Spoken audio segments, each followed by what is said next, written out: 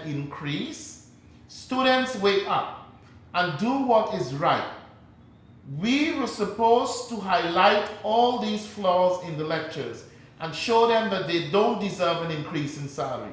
Also, have you ever wondered who would feel the squeeze if there were to be an increase? How many of us can afford to pay an increase in tuition fees at this time? So that's a student of the University of Guyana, and very boldly describing the situation and pitting it against the demands of the lectures at the University of Guyana. The Alliance for Change remains in deep confusion, deep stress. In fact, its leaders are pulling in different directions. There are indeed reports about the factionalism that exists within the AFC that is creating great struggles and challenges for them to unite as a small political party into the elections. They've already been ditched to some extent and are being dodged by those overseas contributors who have lost faith in the executive of the AFC for their lack of accountability and lack of transparency over finances given to that organization, that small political parties. Since 2011 elections, many of those finances have not been accounted for. Executives of the AFC have been dodging telephone calls from overseas contributors who are attempting to find out the status of their monies and the accounts that are supposed to be accompanying the expenditures, and to no avail. And the approaches by the executive of the AFC so far to its contributors who have given thousands of US dollars in 2011 have so far been futile, have so far been in jeopardy, because these very contributors have no faith in the executive of the AFC, many of which as well, and some of which have since 2011 left the AFC.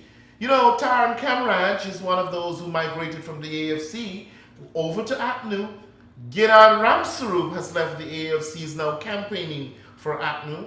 And you have also a few others who have migrated over the lack of accountability and lack of transparency within the AFC. And of course, the APNU, PNC APNU, has its own trials and tribulations, and Granger continues to face stiff challenges from within for his poor leadership. And if it is that you are disunited as a political party and believe that you can unite an entire country, that's just all about an illusion. David Granger, who has been exhibiting or displaying poor leadership and has been challenged by those within the PNC APNU collection, have certainly tried to mend bridges with different factions within the APNU PNC. One, it sounds like many, but it's one and the same old PNC. They would like to have you believe that they are different, but indeed it is the same old PNC. We must not forget that many of these individuals who are part of the PNC, APNU collection existed in the time of Burnham, and of course existed at a time when Guyanese faced the atrocities of the poor leadership of the PNC government for 28 years. Indeed, we have seen them, it has to be based on their characteristics, that even in the opposition, they continue efforts to suppress and to deny us development. We have seen what they have done in the National Assembly in collaboration with their AFC love mates. In fact, they are inseparable.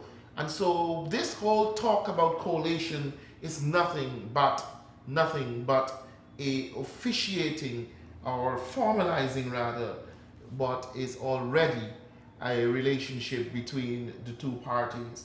And so yes, we have to remember to look ahead and to observe the fact that we, the PPP Civic Administration, has been focused on development, has been focused on taking Guyana places based on its vision of modernizing Guyana, upgrading our infrastructure, creating jobs, creating other opportunities for young people and the rest of our population. So these are very important issues, my friends, and of course, I would love if you can contribute to any of these discussions I've raised so far.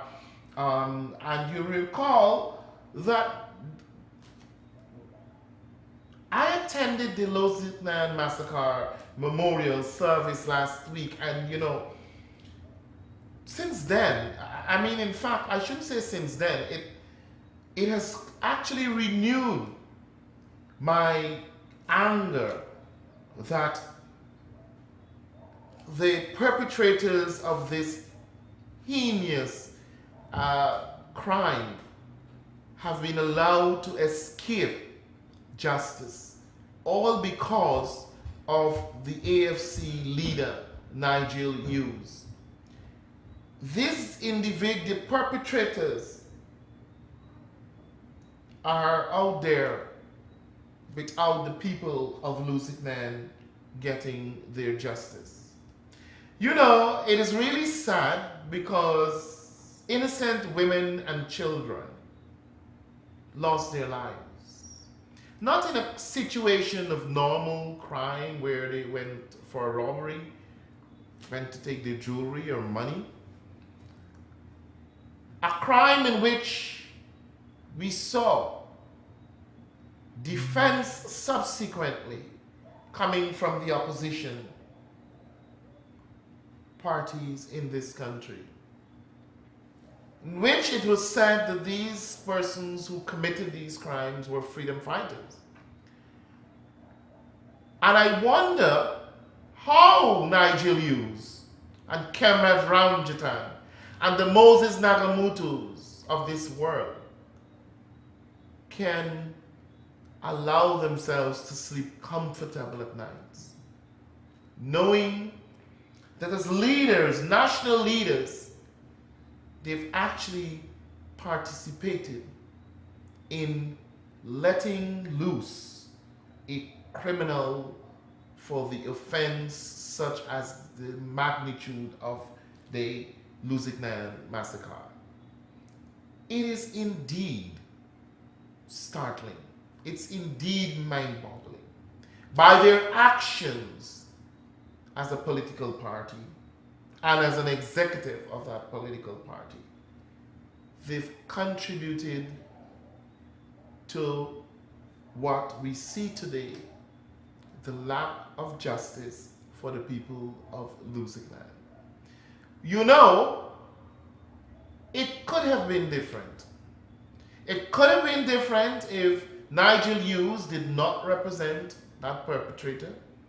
The AFC had taken a stance as a national party on the basis of policy and conscience, on the basis of compassion, that they would not represent a criminal of this nature, a criminal who's carried out such heinous act. It could have been different. But the people of Lusignan today still paying over this heinous crime.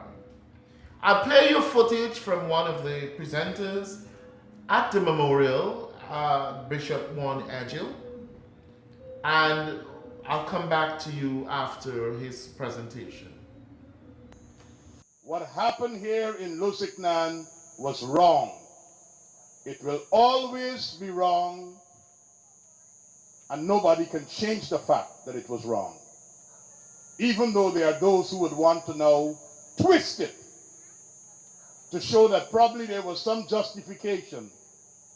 It was wrong, and it is wrong, and it will always be wrong.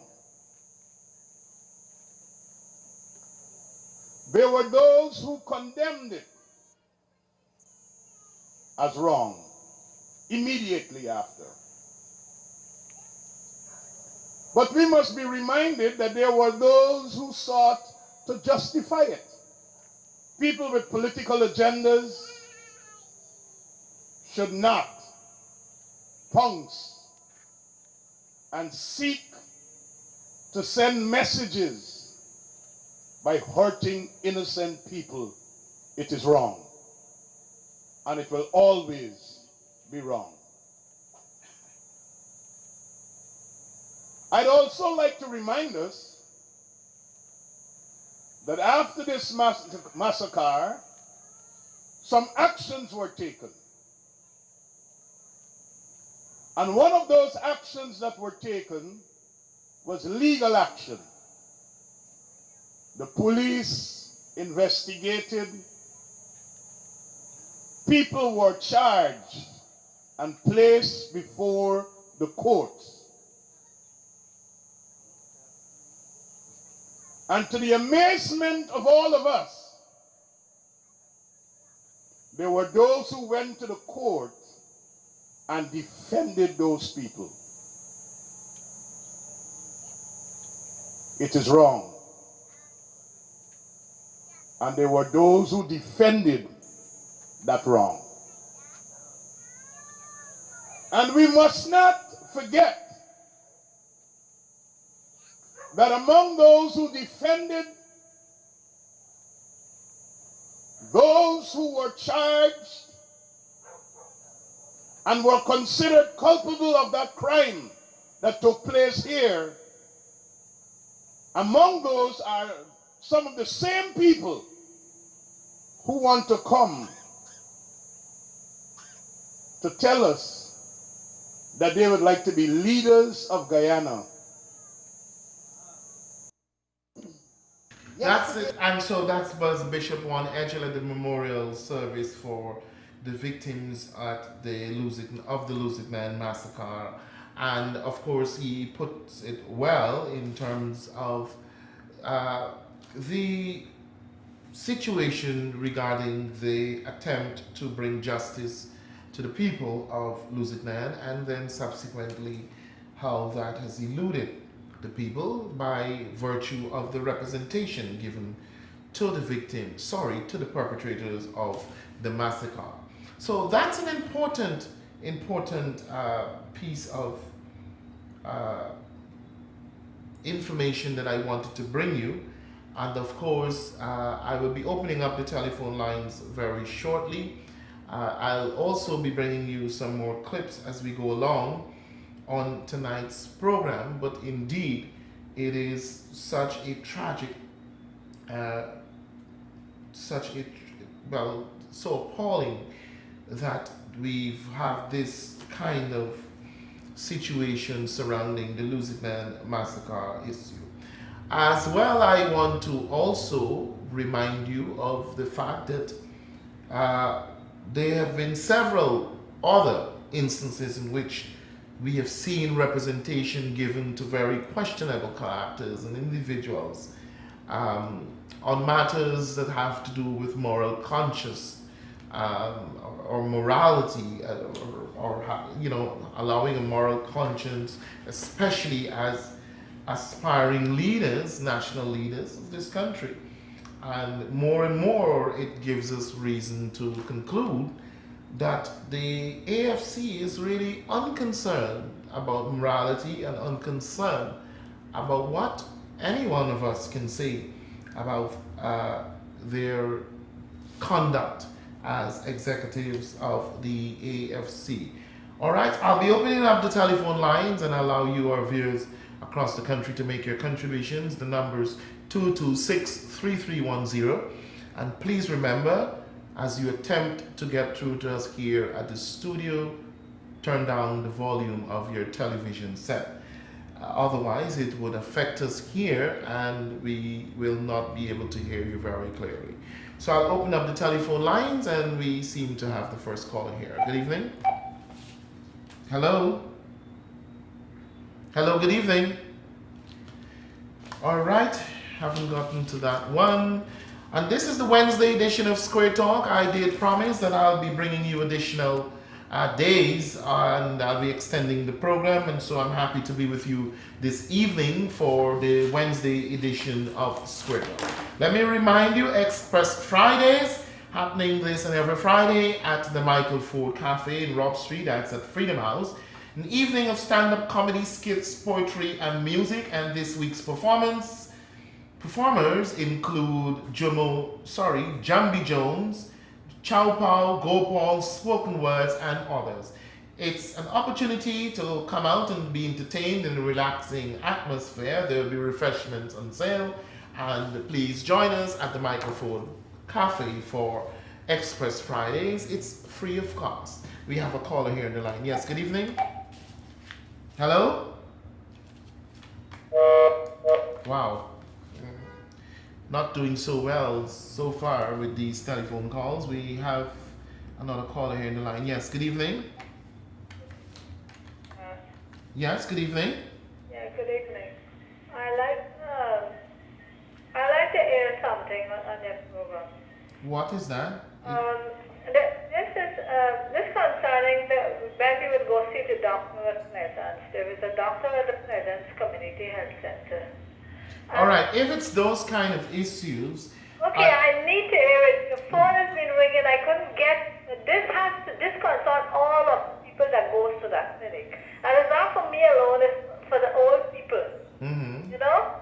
There is a medic there, and there is a lady there who they put to find cards. Okay? When you go in, so you're going by the numbers. We've been saying to doctors for 3 weeks now. And we would go there at 6 o'clock in the morning, and we would leave at 3 o'clock because I don't know, for some reason, they're letting you at the last. They don't care about anybody.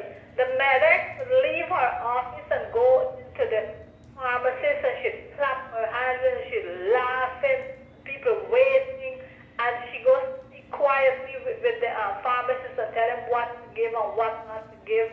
One day, 2 weeks ago, we were there. We went into the pharmacist. She come out with a whole bottle of those cold medicine, a whole heap of it in her, and she takes it in her office. She's taking all the blood sugar testing. Everybody would say they don't have strip. Well,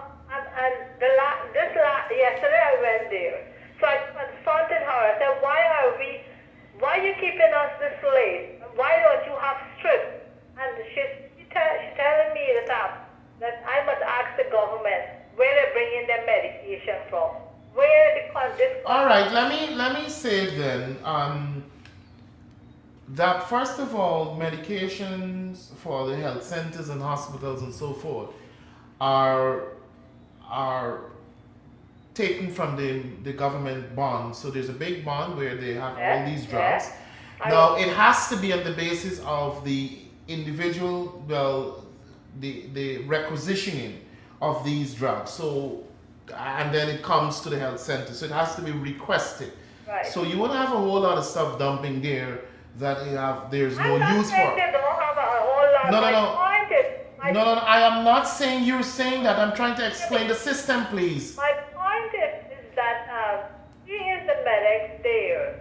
And I tell her that yesterday I went there that I'm going to make sure that I complain on you. And you know what she had to say to me? That if I know my medication and if they give me wrong medication, if I can pick up on that, I'm not doing. Anyway, the point is, nevertheless. The point is that she's doing hello? thing and there Hello? There's racism. Hello? Gone there, and there's a whole lot of things going on there. And I think the Ministry of Health, who said that they have clinics for us in this area, we don't have to go to George. No, they should look into the matter. I would really like them to come there. Okay, that's fine, and we will all try to ensure that they look into it. But are you not listening to me? Yeah, I'm listening to you. You're not listening. What we'll have to do is I'll raise this But we will have, and that's why I was saying to you, cautioning you, even before you went through all of this, I will still need to get some information from you, which can be taken on air, to be able to get to this issue.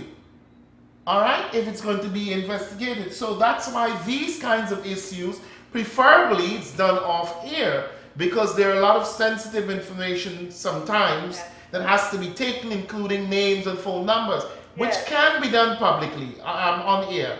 So you have to understand sometimes when I say, I think I have a good judgment on what should go on air and so forth. So I'll take your number here, and we'll have to make contact with you and to be able to get more information, to be able to get at the bottom of this. All right? Thank you very much for coming through. 226-3310 is the number to call. Let's continue to listen to our viewers across the country.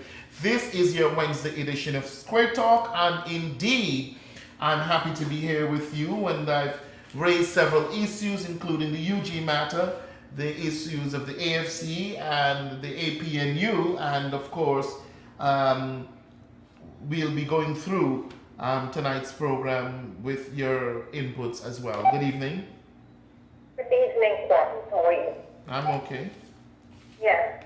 I have comments there. Concerning the University of Vienna, I think there's a big show, and it's political. Because, let me tell you something. My cousin studied at that same university, and she got the highest award in that university. That is when President Barjaldi was there. Now, you know how she studied at that university? Her father passed away, her mother fell at the Peterson Public School.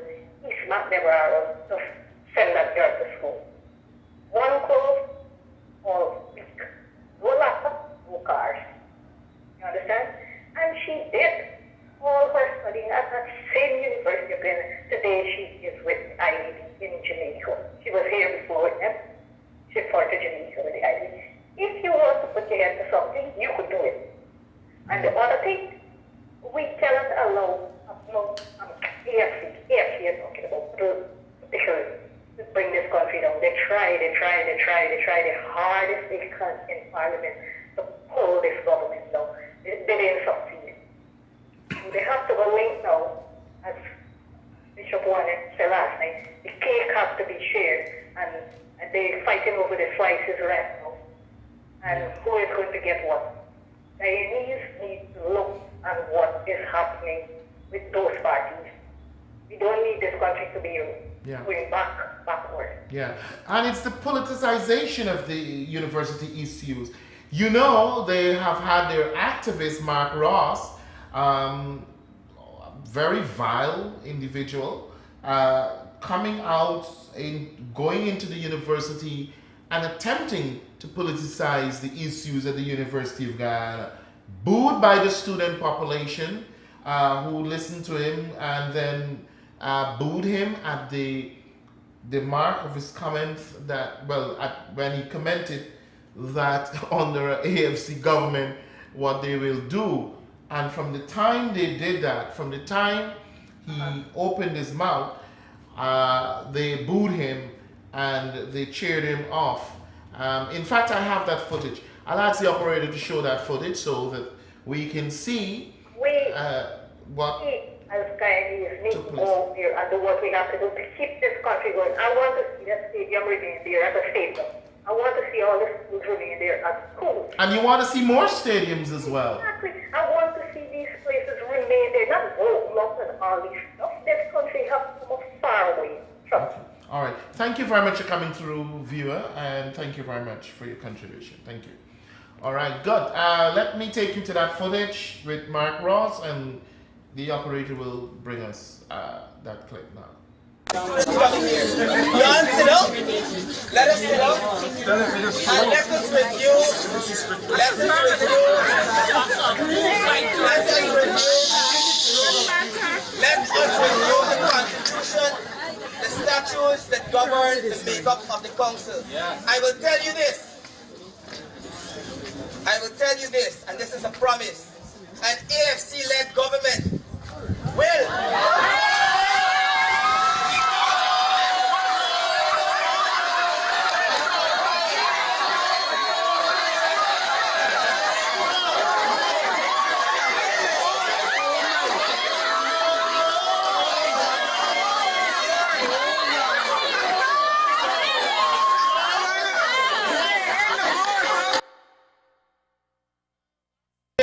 Mark Ross on the AFC executive being booed off and booed and chased away after he attempted to announce promises on behalf of the AFC. The people were saying, no, we don't want AFC. The AFC, it's not possible for them to get into government. Not at all. We endorsing that. So he was booed away at the University of Ghana. Good evening. Hello? Hello? Yes, he was booed they tried to politicize the issues. And that's the problem with these people in the opposition. Everything they politicize for their narrow self-interest. Good evening. Good evening. Hello? I don't know what's happening with our telephone line this evening. There's another caller here. Yes, good evening. Hello, Mr. Kwame, how are you? I'm fine. How are you? Well, I'm great.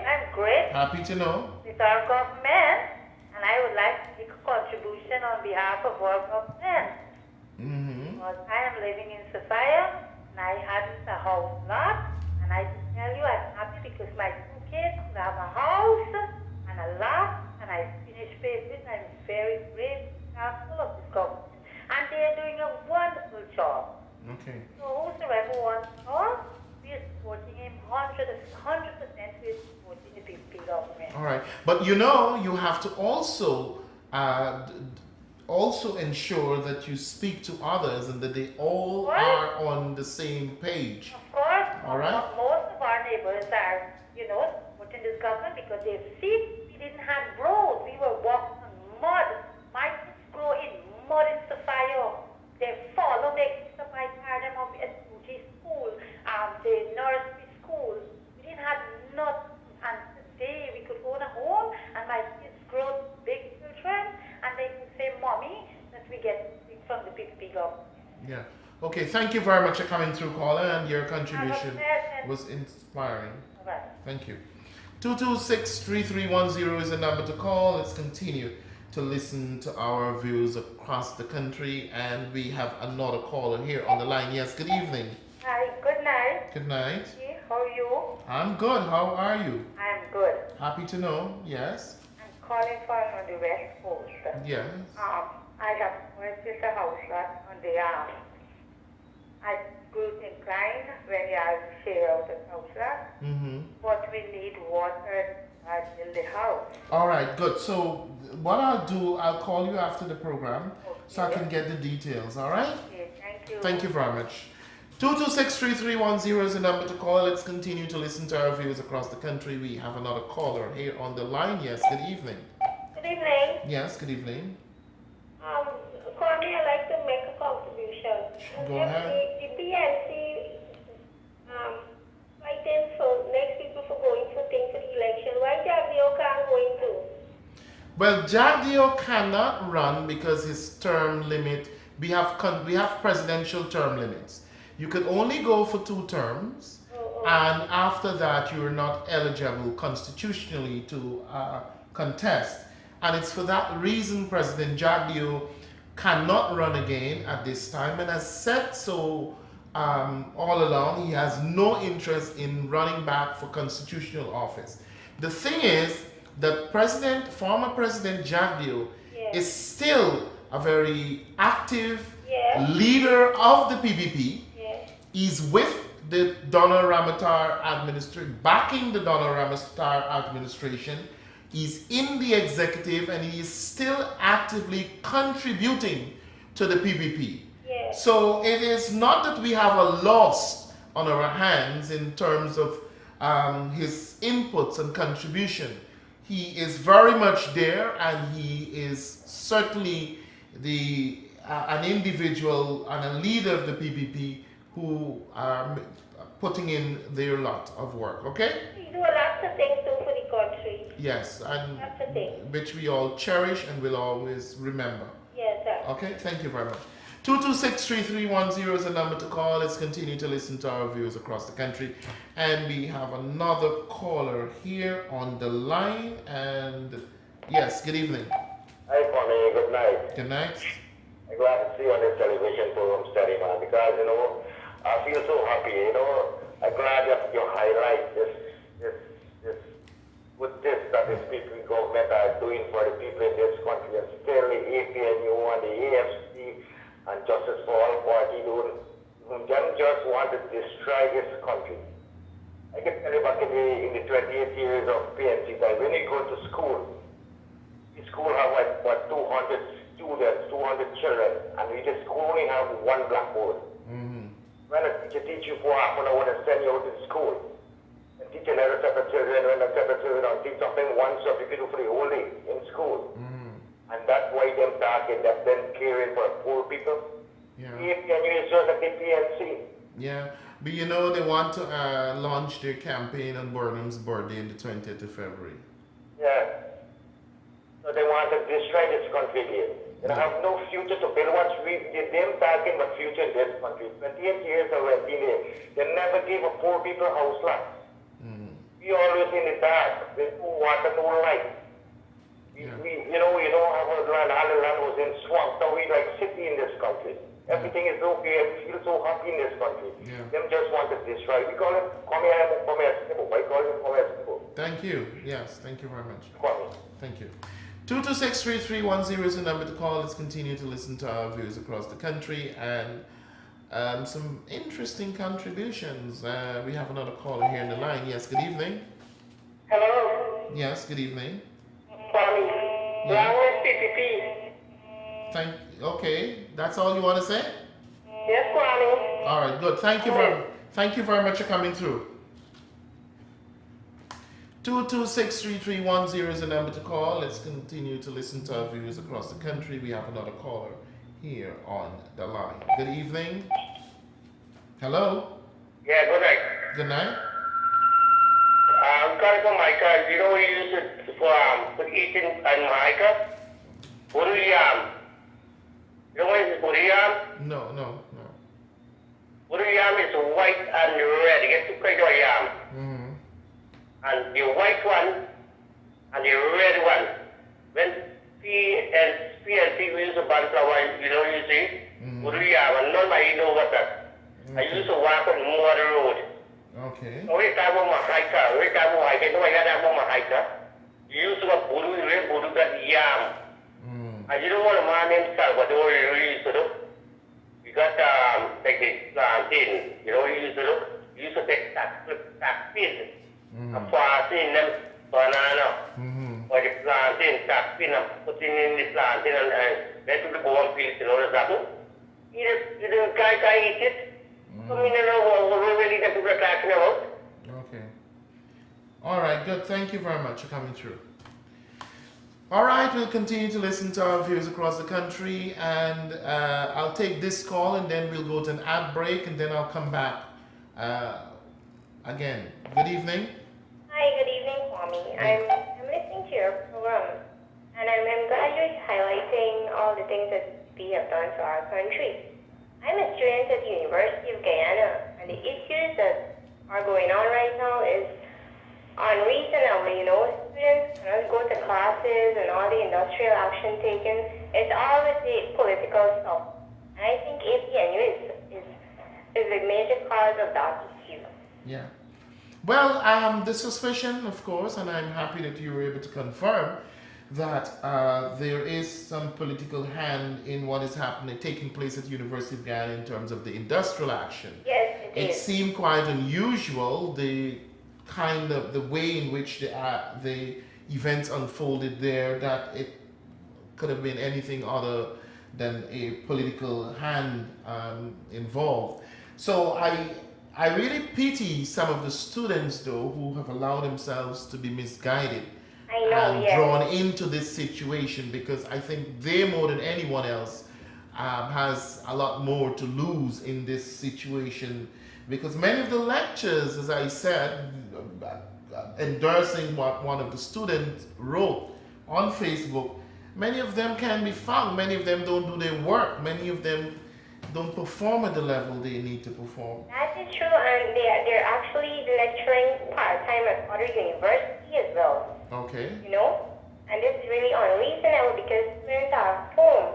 It's 2 weeks now since UG is supposed to reopen, and the students are suffering because of all the issues taking place. I really pity your situation, my friend. I'm aware of many other students like yourself who are desirous of attending classes and are prevented through the industrial actions taking place there, and other people wanting to do business and the normal flow of activities are interrupted because of the industrial action, which for some people they see great benefit in sustaining, only because it has a negative off spin, so to speak, and some people live off of negativity, and that's what they survive on. So, but as I said, the stakeholders have got to come together and be able to sit and address these issues. We all know what they are, and be able to bring some kind of solution very quickly so that students like yourself would no longer be affected or prevented from going to your classes. All right? Okay then, Kwame, and you're doing a very good job. Thank you very much for coming through, my friend. All right, I'll go to an ad break, and then when we come back, more on your Wednesday night edition of Square Talk.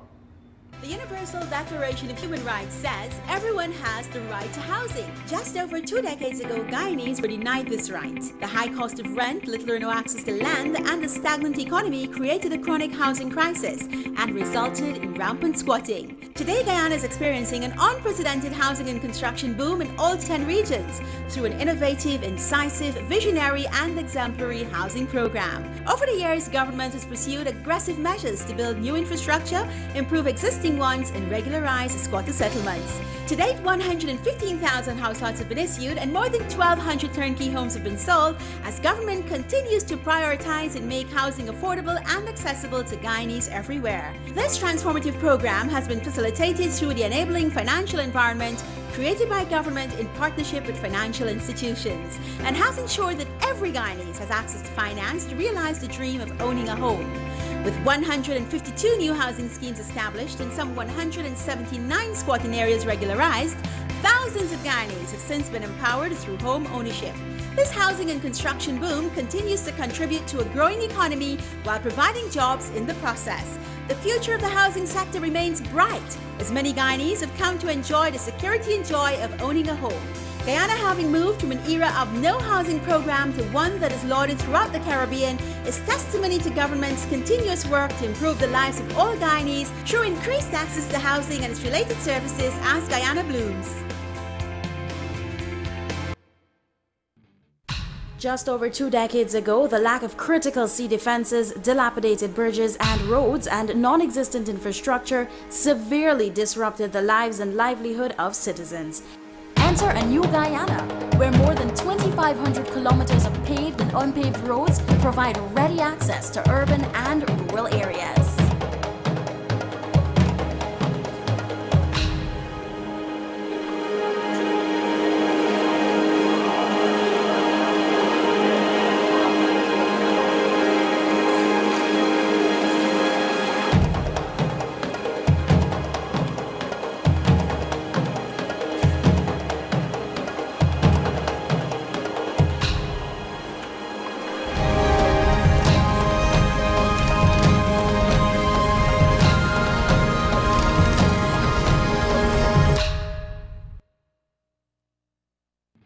Just over 2 decades ago, access to housing in Guyana was almost non-existent.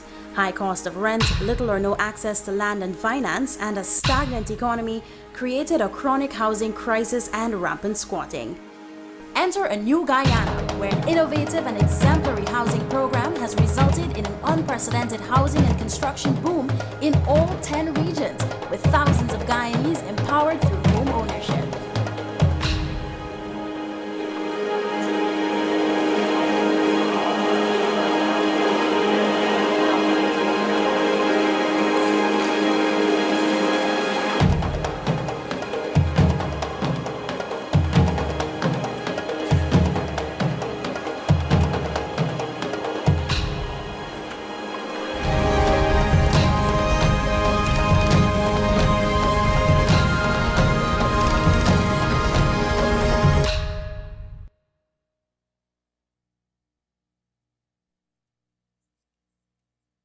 Guyana blooms certainly under the People's Progressive Party Civic Administration. 23 progressive years, years in which we can all feel proud as Guyanese. Achievements have been made, gains have been made, and we have been advancing as a people. Universal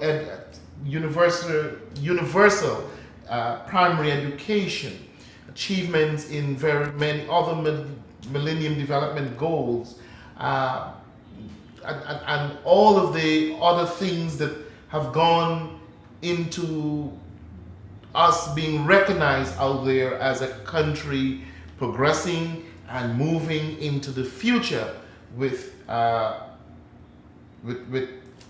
economic growth and social development. So I'll continue to take your calls, and we have another caller here on the line. Yes, good evening. Yes, Swami, it's me again. I was the first caller who talks about the university, where that thing is split. Now, I think those are really hard. You know why, sir? The shame to see those buildings and those structures that the government have done. The other thing, you guys have to watch your ads because some stations will like to tamper with those ads. Okay.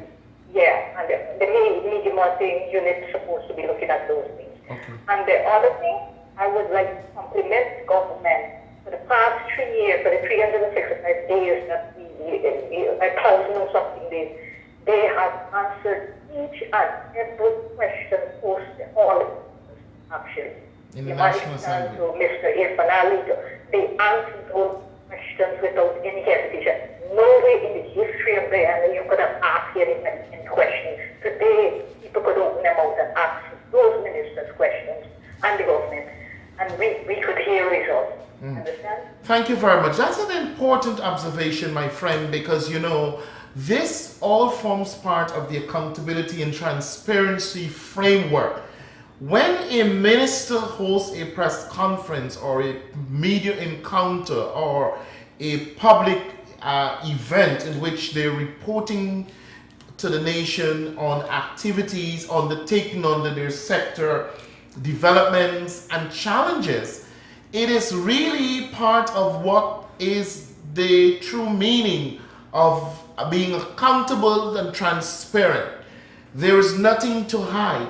The stories are told through our press conferences, websites that have many of the information that reflects our progression and improvement and our investment in projects and programs for the people of this country. The Auditor General's office, the strengthening of and the autonomy of that office, the other arms of government that have the responsibility for ensuring their checks and balances are in place in terms of making us accountable and transparent as well. And so many times you hear those trying to discredit our gains and to discredit our efforts and our achievements, which have been far more than they have ever themselves been able to achieve.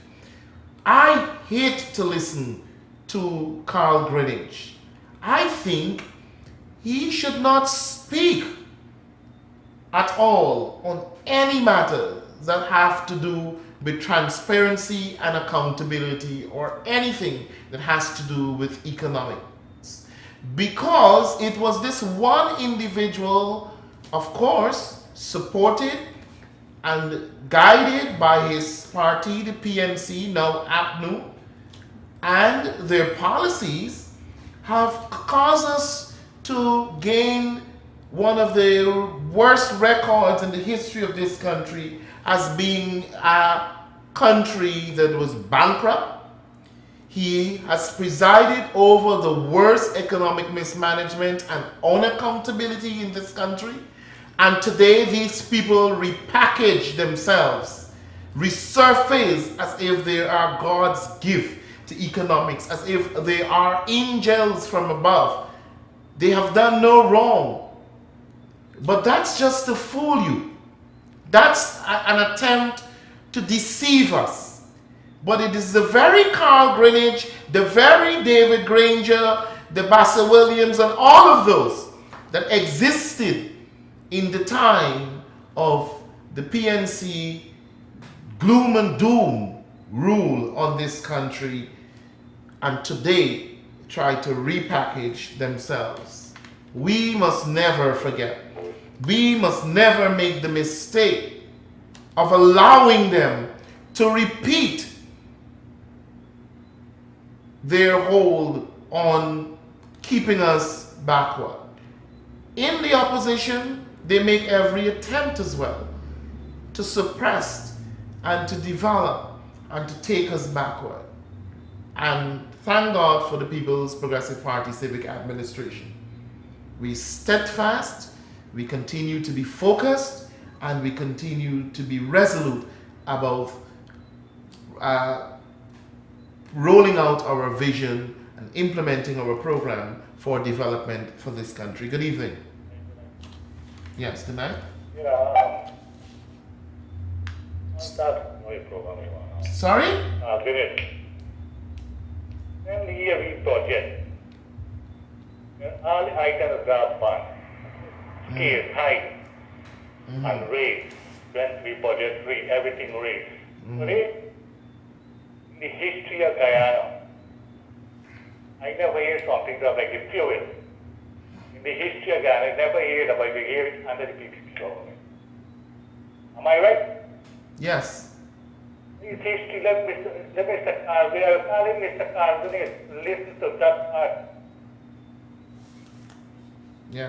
When you don't do the economy at this point and then want to come back Yeah. to roll this country again, Yeah, I know. that can't happen. All right. Thank you very much, caller, for that observation and that contribution. Thank you. All right. 226-3310 is the number to call. Let's continue to listen to our viewers across the country. And indeed, the caller is right that we have had 8 consecutive years of economic growth in this country. And for many, many moons, I recall, under the PPP Civic Administration, in terms of budget presentation, there has not been any increases in taxes and other revenue earning streams. Good evening. Good evening, Kwame. Yes. Long live the PVP. And don't matter if you got 20 parties going to Korea, let me win the PVP. Thank you. Okay, thank you very much for coming through, caller. 226-3310 is the number to call. I like the confidence of the callers, and in fact, they've actually been able to point us to very critical information, and their analysis are on top, are really in sync with the reality. So I'm happy that and it just shows that our people are not stupid. They understand the issues and they know exactly who's attempting to deceive and so forth. Good evening. Yes, good evening. Hello, I can hardly hear you. Speak up. If what? I can't hear you. Hello? Listen, let me call you back. I'll make a note of your number. I'll call you back, all right? Because I can't hear you at all. 226-3310 is the number to call. Let's continue to listen to our views across the country. Join us this Friday and every Friday at the Michael Ford Cafe for Express Fridays, and it's an evening of stand-up comedy, skits, poetry, and music at the Michael Ford Cafe in Robb Street, Georgetown. That's at Freedom House. This week's performers include Jambi Jones, Chow Pal, Gopal, Spoken Words, among others.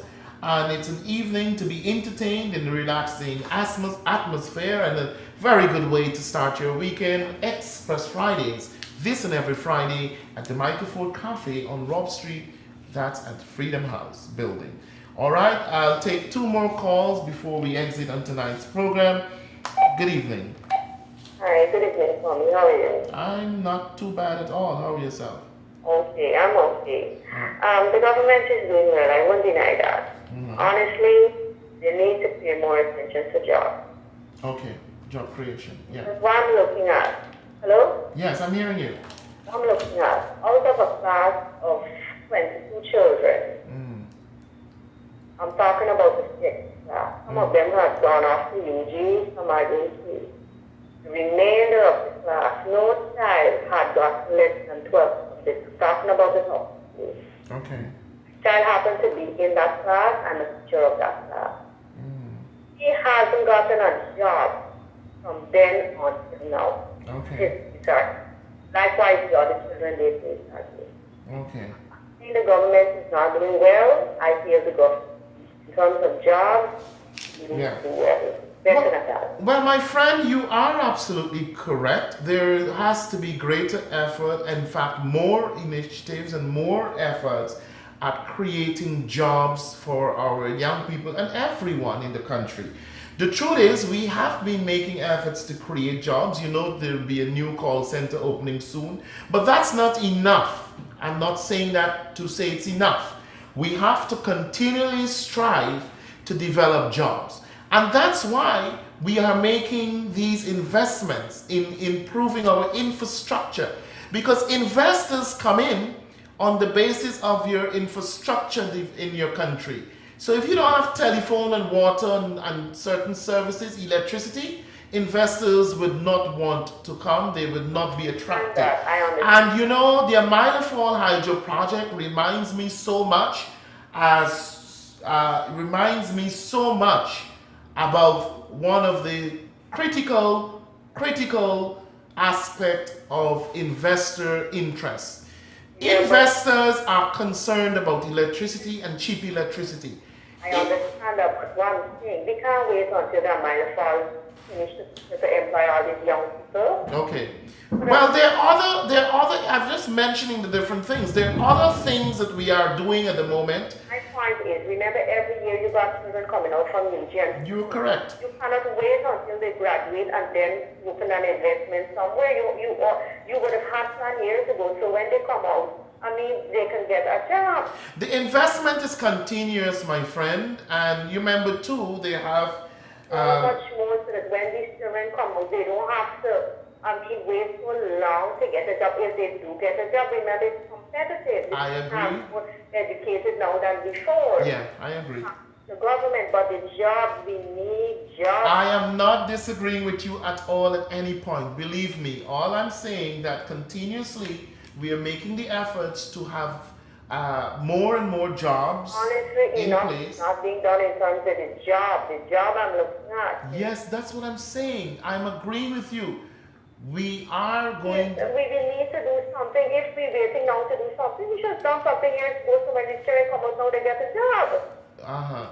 We can't wait now. Don't forget the population of students that graduate on a yearly basis. While some may not get jobs, some are in jobs. So it's a right. All right. Anyway, thank you. I do understand, and actually, incidentally, you're the last caller. The red light is going on me. I'm being signaled that I have to wrap up. But I thank you very much, and I agree with your point, and it's something that we are cognizant about, and we'll continually strive to improve. And it also has to do with the environment that is created, political and otherwise, in the country. We have been making the efforts to bring jobs to the people of this country. We have a new call center will be opening up soon, and the expansion of another call center. And indeed, there are other types of jobs that we are pursuing in the interest of our people.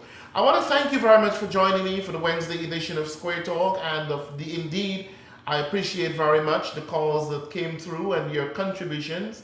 Very interesting, and I ask you to join me next Tuesday right here on NTN channel 69 for another edition of Square Talk. In the meantime, I'm Kwame McCoy saying good night and God bless you.